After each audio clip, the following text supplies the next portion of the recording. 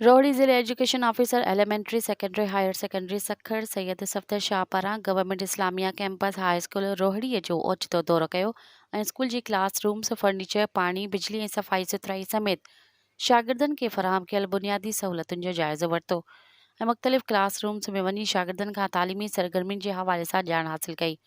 School जे उस्तादनि ऐं शागिर्दनि मुतालबो कयो त स्कूल में लोअर स्टाफ पटे वारो चौकीदार स्वीपर जी खोट समेत ॿियूं सहूलियतूं फ़राहम करण जो बि मुतालबो कयो।